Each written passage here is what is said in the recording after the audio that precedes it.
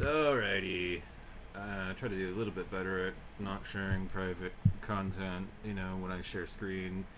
Um, I've been following the digital audio player, reading on Reddit at this point, community and seeing what's being said. And, you know, I didn't realize this, but apparently audiophiles prefer IEMs, and I guess I might look into these,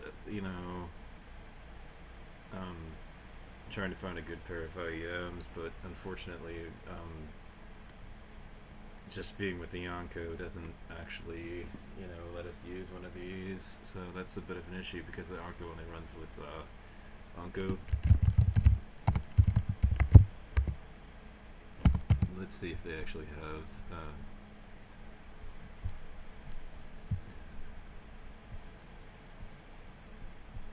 Yeah, apparently they do. So, let's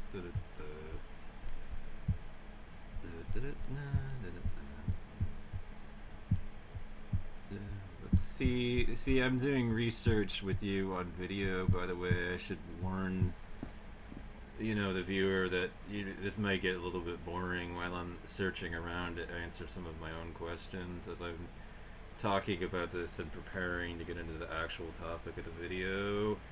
Because we okay, so they do have IEMs. I might have to. They're wireless though.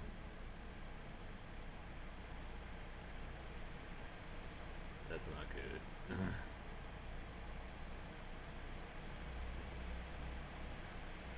There we go. See, there we have it. We have what we want here. Yeah, so apparently audiophiles prefer these things, and yeah, I'm watching Apothecary Diaries, by the way. And here we go. So this is on my wish list to try to see what the fuss is with audiophiles about that. I'm curious at this point, but so I looked into it and I found an enthusiast who basically posted a review of the Fioo M6 that was a little bit more honest than I have come to see in many reviews of these kind of products.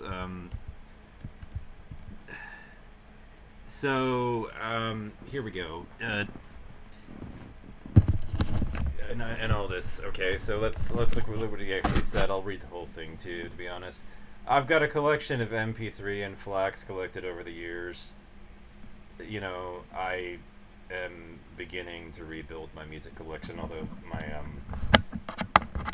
hard disk, I'm trying to get it to work over USB at the moment. I might chuck the drive just to put it in a hot swappable drive, and use that over USB. Because it's just having difficulty with the connector at the moment. But yeah, I've cleared it out of my download queue, but I was spending some time on Nicotine Plus downloading, anyways. So what he's basically saying is I've got a collection of MP3s and FLACs collected over the years. It's about 15,000 tracks. Yeah, about that. I could easily build up to a huge collection of files over time because I've got such eclectic taste in music, and that's about 135 gigs. Most of those have to be MP3s if that's the case. I'm currently using a Samsung Galaxy S7 with a 64 gigabyte micro SD card. It's like I'd like something lighter, smaller, and with better sound. I've had MP3 players before, dating back to the Creative Labs Notepad in 1999, but it was nothing I would consider a high-end app. I'm currently looking at things like the Fioo M6, the Sony NWA555, and the Sony NWA105. I definitely want Bluetooth, but I don't need streaming. I've got my own files and playlists. Now, I don't want Bluetooth. That's one of the things that differs here. I figured this group is to talk to people about their experiences with these players. Are there any red flags that people can warn me about? Alternative recommendations. So sorry. I think I may have wasted your time. Let's see. so this is the thing that I wanted to show you. A few months ago, I posted here asking for opinions comparing the Fioo M6 and the Sony NWA55. Last week, I ended up getting the Fioo M6, and since I asked people here for opinions, I figured I'd post my experiences with it. TLDR, I really like it. I'm happy I got it. I have no regrets, although there are things that I feel that could be improved. Headphones, I usually use Fioo F1 IEMs. I also have a Sony 1000 XM3 wired and Bluetooth, and WF 1000 XM3 Bluetooth only. I prefer the wired connection and only use the WF 1000 XM3s when I'm outside hiking or whatever. PC connectivity, I installed a 128 gigabyte micro SD card, powered the M6 up, connected it to my PC via USB-C, and then fired up MusicB. MusicB saw the device and memory card. After configuring it to write to the 125 gigabyte SD card rather than a 12 gigabyte device memory, I copied about 30 gigabytes of MP3s and FLACs. I think that it took about half an hour, although it was messing around with copying playlists and other things. Transfer was fast, no timeouts or any problems. Musical taste, I'm all over the map. I'm generally more a fan of like, not me personally. I'm reading somebody else's article to you, so this is a quote from them, just as a caveat. Quote, I'm generally more of a fan of instrumental music than vocal. I like a lot of classical music, but I like orchestral works by the soundtrack composers like John Williams, Hans Zimmer, Christopher Frank, Ramin Djawadi, and the like, but I've got a lot of pop rock and jazz and folk. And the only reason why I would note quotes when I was reading somebody else's article to you, by the way, as another caveat, is simply the fact that when there's a part in it that I might differ from the take of the person writing it, I will totally put their stuff in quotes so there's no confusion about it. But just keep in mind, this is not my writing that I'm reading to you even now, but I'm quoting the parts that I find the most disagreeable. Streaming, I don't. I live in Canada. Data plans are horrifically expensive, and I've got decades worth of CDs that I've ripped to MP3s, and I'm re-ripping to FLACs. Well, I don't. I use a laptop. I'm like laptop primary, so I don't have issues with streaming because I get it through my ISP, rather than through the like data plans via the cable, not the cable company, but the cell phone provider, basically service providers. So having loaded up with the M6 and having started to listen to it, I quite like it. I currently have an iPod Nano and Samsung SW7. The iPod has better acoustics than the SW7 when playing the same MP3, but the S7 plays FLAC files better because, well, the iPod doesn't play FLACs. So for FLAC files, the M6 is the best, having both the high end DACs and the ability to play FLACs. The M6 always sounds at least as good as the iPod or the SW7, and is usually much better. Generally speaking, there's more improvement when using the wired headphones. With the Bluetooth, Bluetooth by default, it's not really that much different than the S7, to be honest. Of course, I'm usually only using those outside in noisy environments where subtle differences won't be noticed anyways. For the instrumental and orchestral FLAC tracks, the M6 is a significant improvement over the S7. The M6 doesn't provide any more bass than the iPod or SW7, but it has a cleaner sound stage. In one orchestral piece, I could make out the snare drum playing in the back when the horns took center stage. When listening to that on the SW7, not the SW, but the S7, sorry, by the way, if I said SW7 before, disregard that, I meant S7. If I specifically listened to it, I could just make it out, but I'd never have known it was there. On the M6, it was faint, but not defiantly, definitely noticeable. I'd listened to that piece for years and never noticed that. I'm experiencing a lot with many of my orchestral pieces. The M6 audio is cleaner than the M6 audio is clearer, sorry, than the S7. There's no hiss or distortion. There's a lot of bass, but bass with the default equalizer, but it's not shy. It's not that shy. It's not shy of bass either. So that's good to know, but physically the M6 is nicer and easier to use than a phone. It's actually smaller than my Sound Blaster MP3 player from 1998. It's about the size of a 2005 era cell phone, so some of my Nokia cases actually fit. So some of my old Nokia cases actually fit. What's nice when I'm on the outside using Bluetooth headphones, there are only 4 buttons. Power on top, pause, play, up, down on the left side. The left side takes some getting used to because they behave differently based on whether the screen is on or not. This isn't an MP3 player. This isn't an MP3 player I'd hook up to my car stereo and try to operate when driving. Yeah, when I'm in the car, I just have to fire up Pandora. That's me coming back. The reply, myself, I just have to fire up Pandora and let it go. Battery wise, it sucks as expected. That right there, that convinced me that although ZDNet reviewed the Fioo themselves as the one that they'd recommend, it makes me a dissident to that article. My Onkyo will get at least 16 hours. When setting it up, I saw it drop from 96% to 90 in less than 10 minutes. That would bother me, you know. This with the screen on though. See, because I am in situations sometimes where I wouldn't be able to expect to be like near or chained to a charger. With the screen off as it usually is, I've used it for 45 minutes and it was at 85%.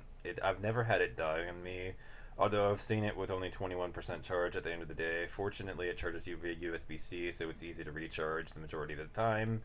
I used wired headphones, so Bluetooth and Wi-Fi are both disabled when I'm out. Bluetooth is enabled and it probably speeds battery drain by about 10%. I don't use Wi-Fi because, again, I don't stream, is what he says. Software-wise, it's a bit of a Frankenstein monster. The default Fioo player app isn't great. I used the Fioo Android app and didn't really care for it. Surprisingly, the Fioo app on the M6 is actually worse. It doesn't understand genres, unfortunately, and even the equalizer is limited, to be honest. If I was limited to using the Fioo player software, it would really downgrade my opinion of the M6. Fortunately, you can install other players from the Fioo site. There's a link. I've been using Media Monkey for years and Musicalit, so I installed both. I've configured the Fioo player equalizer for pop, Musicalit, and for classical and Media Monkeys for folk. Wow, we have one thing in common, folk music, to this person, and switch between players on the default, on the genre I feel I like. One of the things I wanted to use was my existing my M3U playlist, that I'm familiar with. How are these handled? It depends on the software being used. Media Monkey sees them automatically. Musical.ly has its own playlist, but can import M3 playlists, though you have to do it one at a time, and the Fioo player just doesn't. There are hacks online on how to do it, but it's not worth the effort to me. So in summary, the M6 is great. It's a great little DAP with terrific audio, good price, mediocre default software that can be improved by using third-party players, and terrible battery life. As I get more comfortable with it, I'm going to start playing with the power amp and tweaking the equalizer, but even without it, DP-X1 sound quality. Now, I want to look at this, and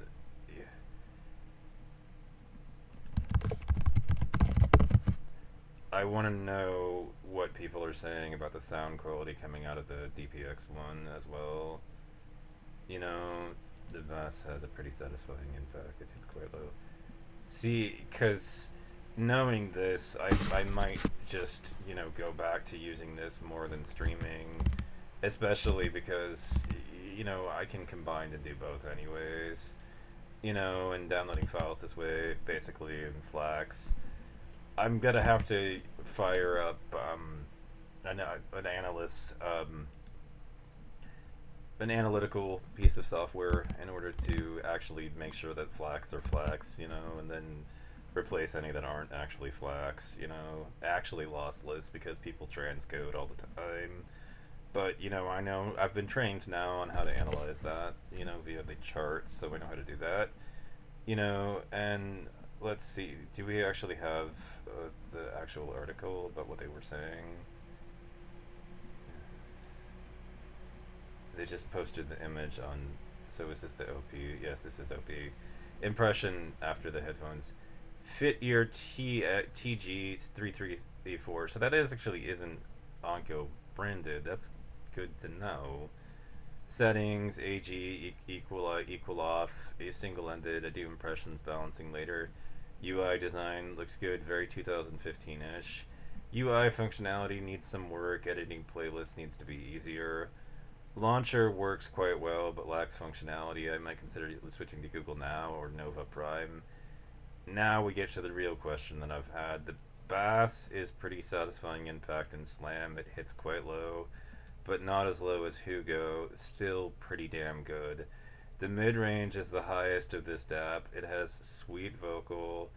It has sweet vocal. The diabetes kind of sweet. String instruments also sound great. It has pretty good clarity with the end details, and but compared side by side with the Hugo wins by a clear margin. I know I shouldn't compare a 2000 a 700 DAP with a 2500 DAC, but I don't have other DAPs with me at the moment. Apple Music works perfectly. I don't have Spotify permanently anymore, so I didn't test it. You know, 8 to 10 hour battery is what they're saying, more realistically, with the damn thing, but that's nice enough. Especially since the way that it charges is pretty easy to deal with. I may have to invest in some high-end IEMs just to see, what the fuss is about with all this, because I don't know. I've never even tested my hearing to know how good it is. I'm 39 years of age and everything, so my hearing is, well, I did listen to some loud music when I was a kid, but I didn't listen to it all the time, so I probably didn't do too much damage to my ears, but who knows. I've had some bad moments with my ears, but I take care of them. So I don't know. I don't know what's going to happen there, but I I don't regret my purchase back in a few years ago with the Onkyo DP, compared to what was going on with, let me see how long ago that was, because it was with this account. I do think it was. I don't know that for absolute certain. I may have to look further. You may have to go further back into a different account to, be certain. No, see, yeah, because Onko, I did say that it only works with Onko, but that's not actually true. It's just it's only compatible with certain headphones. Now, see, when I got mine, I was really, really happy and pleased because it was several years out of date. Not many people were still writing about it, and I got it for, $164, and it was a used DP-X1 high resolution audio, digital audio player. I did find out after that the DP-X1A was a little bit higher quality and everything, but ultimately, I was quite pleased with the DP-X1 in almost every capacity. DP-X1 audio. Now let's see that. It sounds like you're looking at the no. I'm not, nothing to do with Canon. You got it wrong. Oh no, DP-X1 typo. So the audio, oh wow, DSD can play direct stream digital files, formats like DFF and DSF with resolutions up to 11.2 MHD, sorry. FLAC supports digital high resolution playback, including files up to 384K HD, 24-bit. Apple's lossless audio codec is supported. Waves are supported. It supports AIF, interchange format supported. It supports master quality. So this is awesome. It supports Ogg Vorbis too, which I did make a mention of.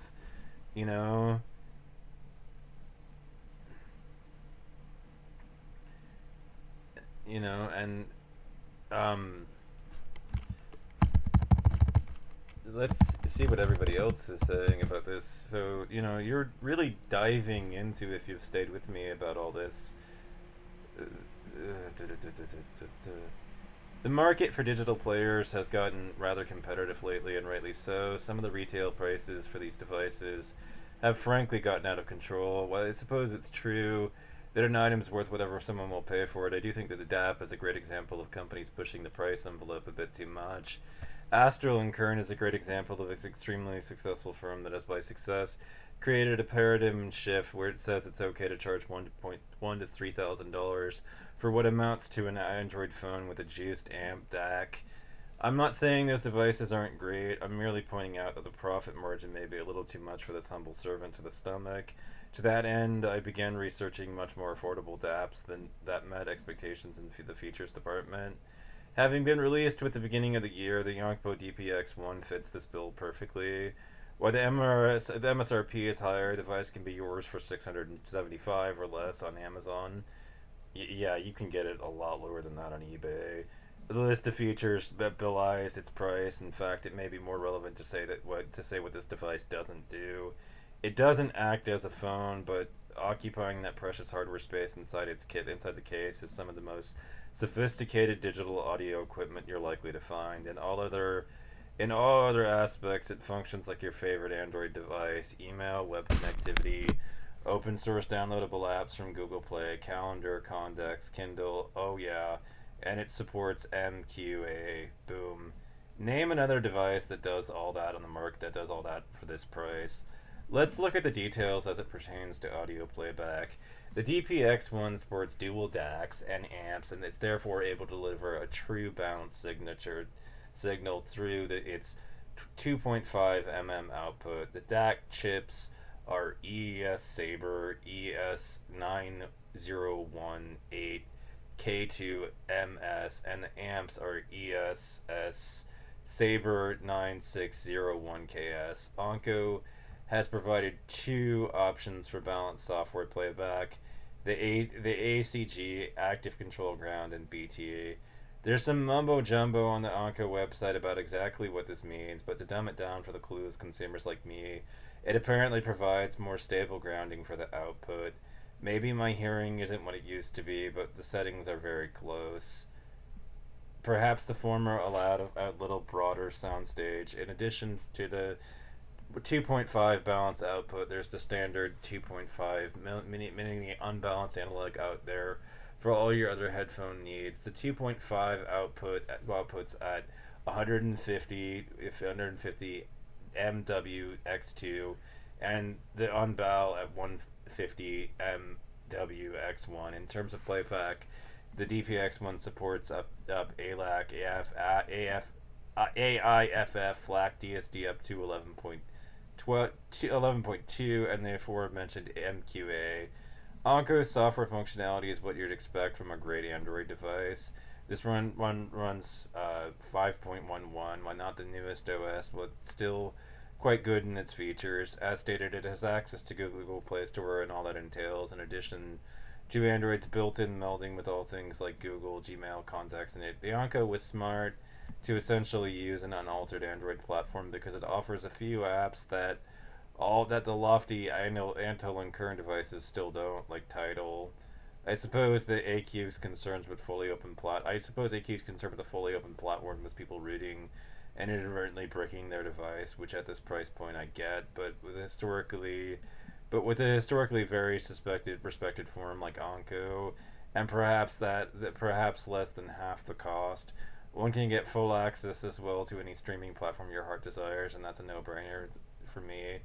And wait, that's not all. All you Room fans out there, take notice. Downloading the Roon app onto the DPX1 not only allows one to control the Roon core from your handheld device. What is a Roon fan? What is Roon, anyways? These are all things that I should ask, and so you can have access to your entire library. I have 8,000 lossless tracks on my NAS. Oh, so you have a network attached storage. I I have found that those are just too expensive, ridiculous.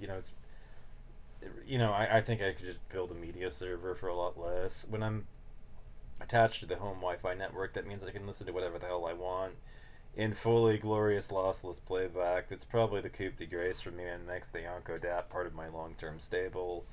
Playback on the device can be achieved through several apps. Like you use both the pre-installed player as well as Onko's other downloadable app, HF Player, which I reviewed and is currently in use on my iPhone as well.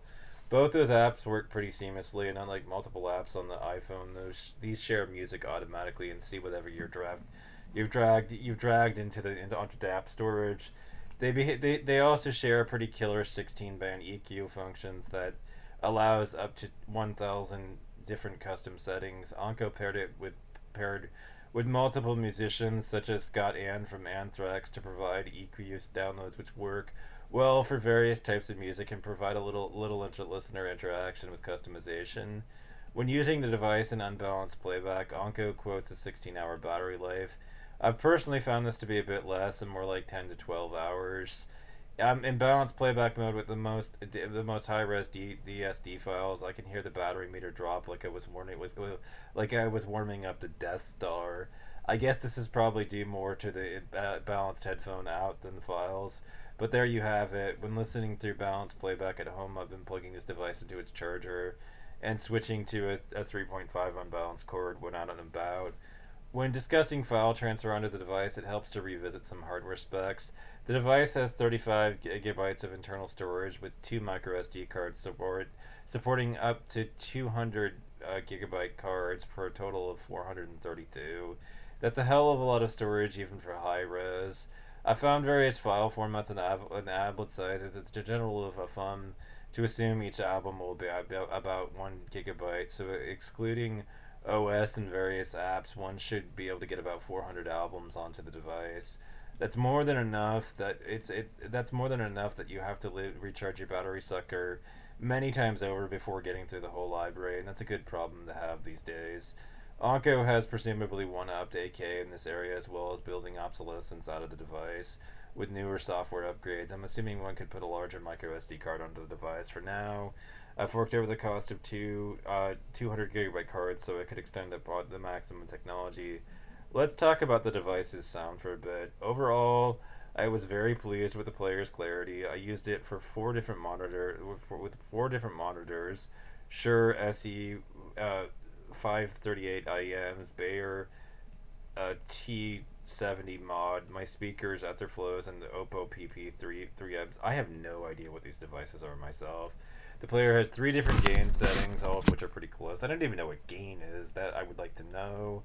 The device is extremely transparent, and I thought the soundstage was nice and approaching my favorite hologram presentations. What? Using the open backed planar and magnetic design and bound. You can.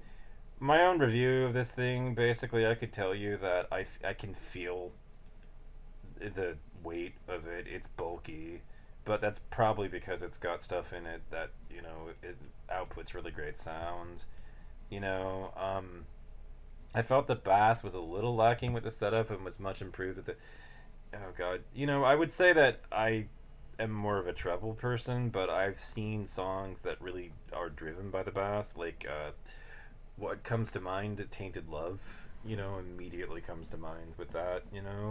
Either way, you will not be disappointed with the output of this device. While the output power isn't as high as some devices, I believe that certain manufacturers attempt to overcome the shortcomings of their device by upping the output and overpowering listeners.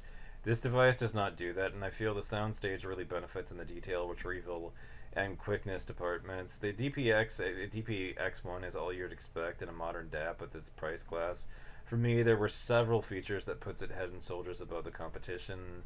Dual balance DACs and amps, MQA support, and an open platform that allows tidal and room streaming. At a 675 price point, you'd be hard pressed to find a better DAP from a more reputable company. This device comes with the highest recommendation. So, this was written back in 2016. I don't really know how much the market has changed. What I do know is that ZDNet was basically recommending a much more modern DAP. When it did its reviews, it did not offer comparisons to this thing. This is an awesome device. Now, if I can find it and set it up, it is truly an amazing device even in 2025 and everything. Having learned what I've learned about the M6 Fioo, I can honestly say that what little I know about it at this point, the battery life is a big thing for me. You know, why most often I can find myself in environments in which I can easily plug my device in, you know, and I would not mind plugging mine in an environment, even, you know, knowing with my own cables at least, but knowing what I know about the USB rubber ducky, which I am familiar with this particular exploit, you know, especially because I'm training myself up on it. But the the thing about all of it is just, like I said, I would just plug my own device in with you know, it's USB-C, so it can plug into both outlets. But as a security conscious person, I would just say make sure to use your own cables. Don't trust anybody else's.